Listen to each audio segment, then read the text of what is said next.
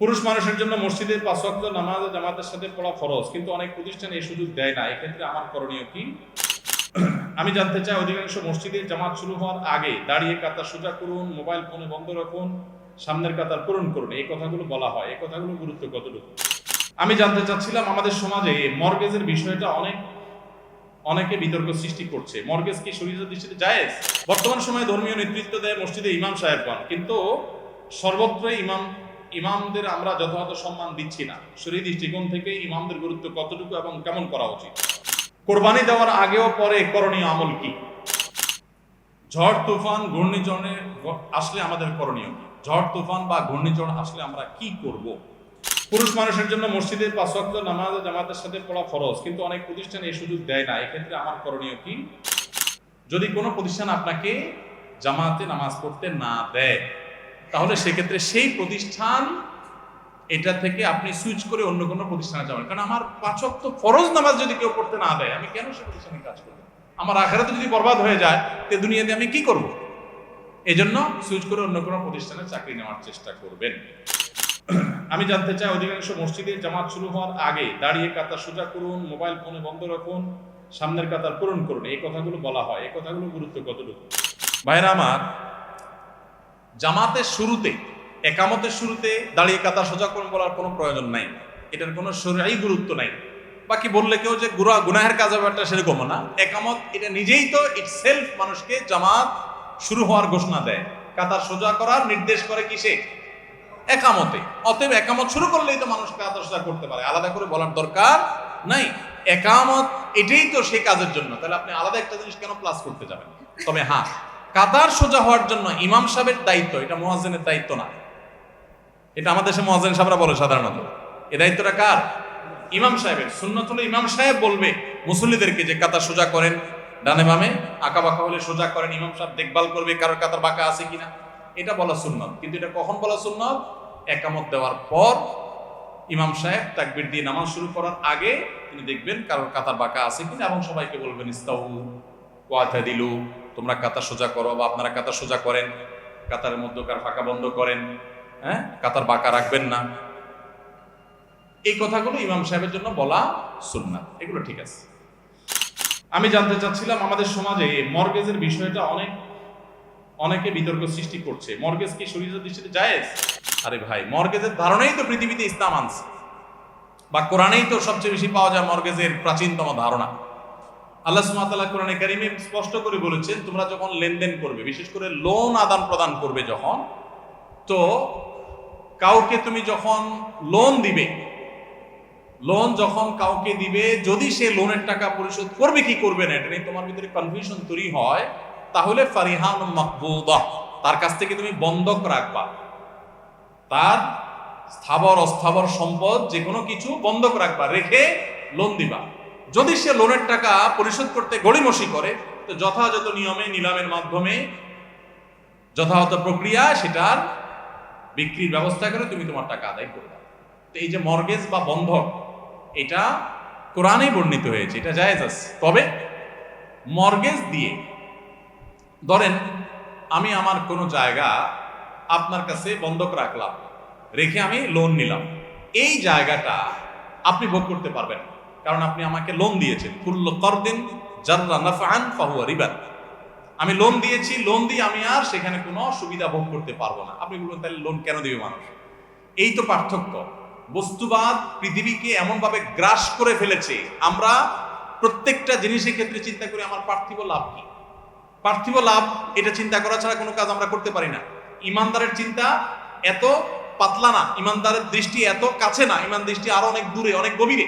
ইমানদার চিন্তা করবে, তার দৃষ্টি যাবে জান্নাত পর্যন্ত, আখিরাত পর্যন্ত। এই জন্য সে লোন দিবে এই আশায় যে লোন দিলে আল্লাহ সুবহানাহু ওয়া তাআলার কাছে দান করার মতো সওয়াব আমি পাবো। কোনো কোনো ক্ষেত্রে দান করার চেয়ে বেশি সওয়াব পাওয়া যায়। অর্থাৎ একজনকে আপনি 10 টাকা দান করলেন বা 500 টাকা দান করলেন, একই সময় আরেকজনের 500 টাকা লোন অনেক বেশি দরকার, এই লোনটা না হলে তার অনেক ক্ষতি হয়ে যাবে। তো অনেক দানের চাইতে ওই ব্যক্তিকে লোন দেওয়াটা বেশি সওয়াবের কাজ। এই জন্য ভাইরা, বন্ধক নেওয়া দেওয়া এটা জায়েজ আছে, কিন্তু বন্ধকের জিনিস যার জিনিস সে ভোগ করবে। আপনার কাছে দলিলটা থাকবে বা আপনার দখলে থাকবে, শুধুমাত্র যেন সে লোন পরিশোধ করতে গড়িমসি করলে আপনি ব্যবস্থা গ্রহণ করতে পারেন, সেই জন্য। এর বাইরে আসলে অন্য কোনো উদ্দেশ্য লোনের নাই, বন্ধকের নাই।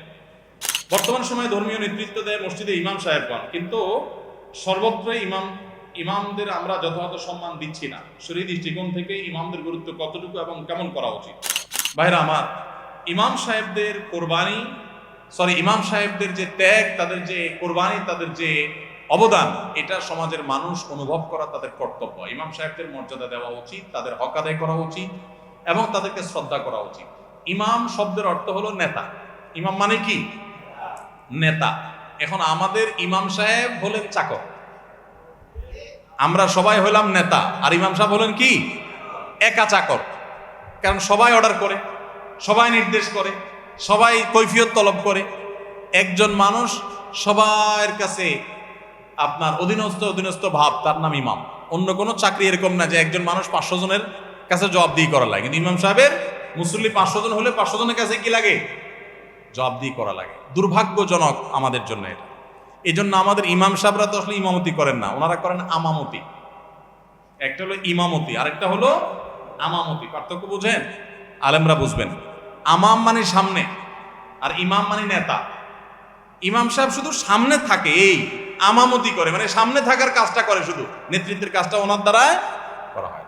অবশ্যই এক্ষেত্রে আমাদের ইমাম সাহেবদেরও দোষ কম না। আমাদেরও দেখা যায় আত্মসম্মান বোধের যথেষ্ট অভাব থাকে।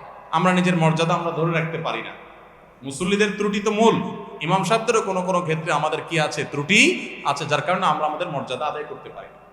আমি মণিপুরে এক মসজিদে দীর্ঘদিন ইমামতি করেছি আলহামদুলিল্লাহ, এবং এখনো এক মসজিদে আমি খুতবা দিচ্ছি, জুমা পড়াচ্ছি বহু বছর। হুজুর হিসাবে কেউ আমাকে দাওয়াত দিয়ে খাওয়াবে, এটা আমার জীবনে খুব একটা ঘটছে আমার মনে পড়ে না। বিচ্ছিন্ন 2-1টা ঘটনা থাকতে পারে, নর্মালি আমার এরকম হয় নাই কখনো যে হুজুর হিসাবে দাওয়াত দিয়ে খাওয়াবে দয়া করে। এটা এখন না, যখন আমার অনেক কষ্টের সংসার চলতো তখনও না। আলহামদুলিল্লাহ, এই আত্মসম্মান বোধ বজায় রাখতে চলতাম। আমার ওয়াইফ এলাকার কোনো বড় লোকের বাসায় যাবে, কোনোদিনই আমি সাধারণত করতে দেইনি। কেন দেইনি? কারণ আমার ওয়াইফ হীনমন্যতা ভুগবে, দরকার নেই। আমি আমার নিজের হালে অনেক সুখী আছি আলহামদুলিল্লাহ। ইমাম সাহেবরা তাদের আত্মমর্যাদা ধরে রাখতে হবে। দুনিয়াদারদের দুনিয়া দ্বারা প্রভাবিত হতে পারবেন না। তাদের ব্যক্তিত্ব বোধ থাকতে হবে, দায়িত্ববোধ থাকতে হবে, চাকরির বাইরে উঠতে হবে, তাহলে সমাজের জন্য অনেক কিছু করা যাবে। তখন সমাজ ইমাম সাহেবের কদর করতে বাধ্য হবে। আবার সমাজের মানুষকেও বুঝতে হবে যে ইমাম সাহেব আল্লাহ সুবহানাহু ওয়া তাআলা তাকে কোরআন ইলম দিয়েছেন, তিনি নবীর ওয়ারিস, অতএব তার মর্যাদা অনেক বেশি। এই জন্য ইমাম সাহেবদের কদর করতে হবে। আর যদি আমরা না করি, মনে রাখবেন চাকরের পিছনে নামাজ পড়া জায়েজ নেই।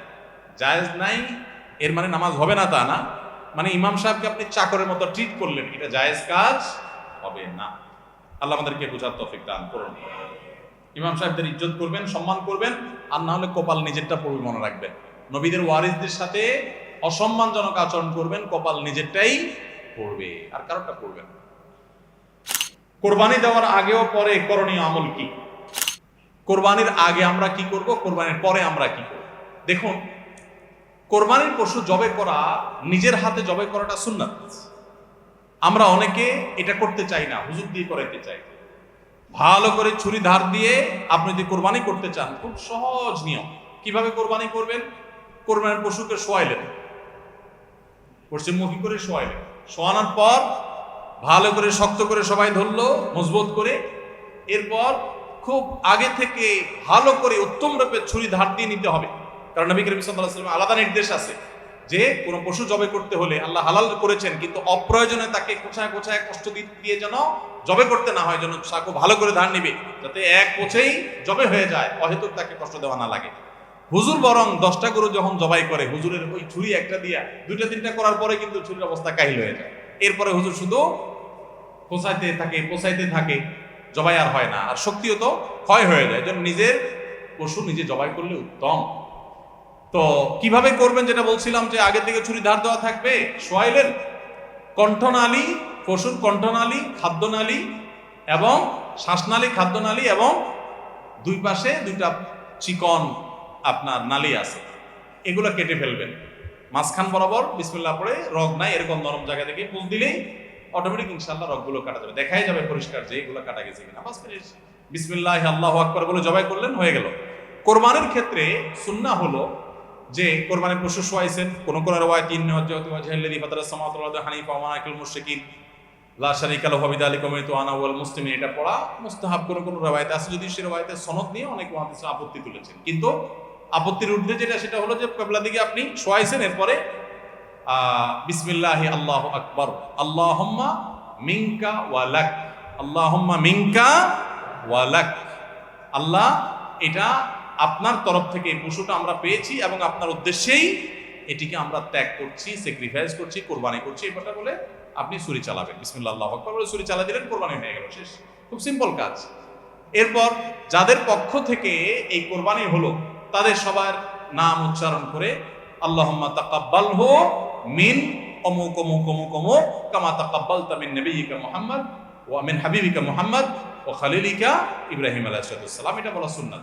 না বললেও কোরবানি হয়ে যাবে। বাংলায় বলতে পারে যে আল্লাহ এই কোরবানি, নিজের তরফ থেকে বলবো আল্লাহুম্মা তাকাব্বালহু মিন্নি, আল্লাহ এটা আমার পক্ষ থেকে কোরবানি কবুল করে নিন, যেমন আপনি আপনার হাবিব মুহাম্মদ সাল্লাল্লাহু আলাইহি সাল্লামের তরফ থেকে আপনার খলিল ইব্রাহিম থেকে কোরবানি কবুল করেছেন, এটাও এরকম আপনি কবুল করেন। বাস এটা বললেন, আপনার কোরবানি কি হয়ে গেল? শেষ হয়ে গেল। আর যদি এটা বলতে নাও পারেন, বাংলা বললেন, তাতে হয়ে যাবে ইনশাআল্লাহ, কোনো অসুবিধা নেই।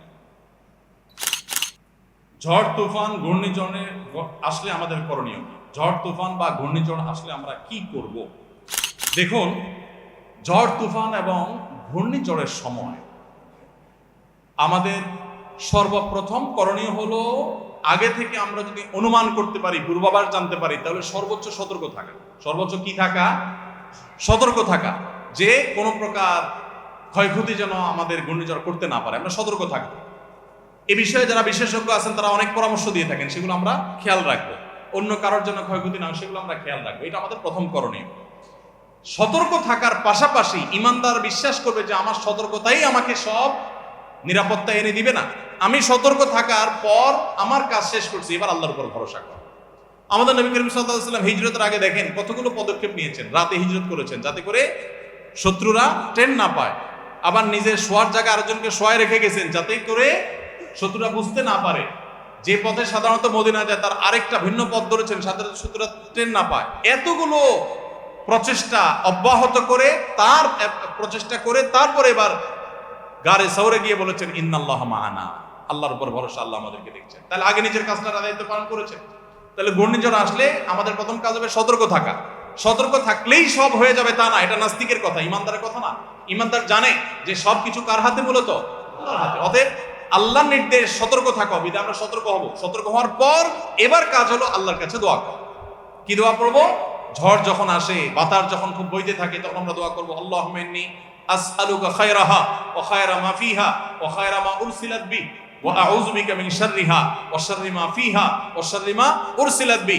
আল্লাহ, এই বৃষ্টির ভালোটা, এর ভিতরে যে ভালো আছে এবং যেই ভালো নিয়ে বৃষ্টি আসছে বা এই বাতাস আসছে, ঝড় আসছে, সেগুলো আমরা চাই। আর এই বাতাস বা ঝড়ের ভেতরে লুকায়িত অকল্যাণ থাকলে সেটা থেকে আমরা আপনার কাছে পানা চাই। এ দোয়া পড়া সুন্নাত। তাহলে ঝড়, বৃষ্টি, তুফান এগুলো আসলে সতর্ক থাকার পাশাপাশি আল্লাহর কাছে কি করতে হয়? দোয়া করতে হয়। আমাদের এখন এমন একটা প্রজন্ম তৈরি হয়েছে, শিক্ষা ব্যবস্থায় নাস্তিক্যবাদ সূক্ষ্মভাবে ঢুকায় দেওয়ার ফলে নানাভাবে ধর্মহীনতা এটাকে সমাজে পুশ করে দেওয়া হয়েছে নানাভাবে। যার কারণে এমন একটা প্রজন্ম তৈরি হয়েছে যে এই দোয়া নিয়ে আমাদের তরুণরা, নামধারী অনেক মুসলমানের সন্তানরা হাসাহাসি করে। তারা মনে করে যে দোয়া পড়লেই কি সমস্যার সমাধান হয়ে যাবে। তারা জানে না যে দোয়ার আগে দাওয়াই করতে ইসলাম বলেছে, তার পাশাপাশি দোয়া করতে বলেছে। আর হ্যাঁ, দোয়া আল্লাহ তাআলা কবুল করে, কোথায় দোয়ার ফসল আল্লাহ তাআলা দিবেন না দিবেন এটা আল্লাহ তাআলার ব্যাপার, কিন্তু আমাদের কাজ হলো আল্লাহর কাছে কি করা? দোয়া করা। এবং দোয়ায় অনেক অসাধ্য সাধন, অনেক অসম্ভব সম্ভব আল্লাহ তাআলা করেন। সেটা এখন তো আল্লাহ তাআলার ইচ্ছা, আমাদের কারোর হাতে না, কিন্তু আমাদের চেষ্টা হলো কি করা? দোয়া করা। ইমানদার দোয়া করলেই আল্লাহর কাছে আলাদা বিনিময় পাবে, তার কাজটা হোক বা না হোক, দোয়াটা কবুল হোক বা না হোক, বা যেভাবে কবুল হোক বা না হোক। এই জন্য আল্লাহ রাব্বুল আলামিনের কাছে দোয়া করতে হয়, কায়মুল বাক্যে দোয়া করতে হয়। আল্লাহ তাআলা আমাদের সবাইকে সেই তৌফিক দান করুন।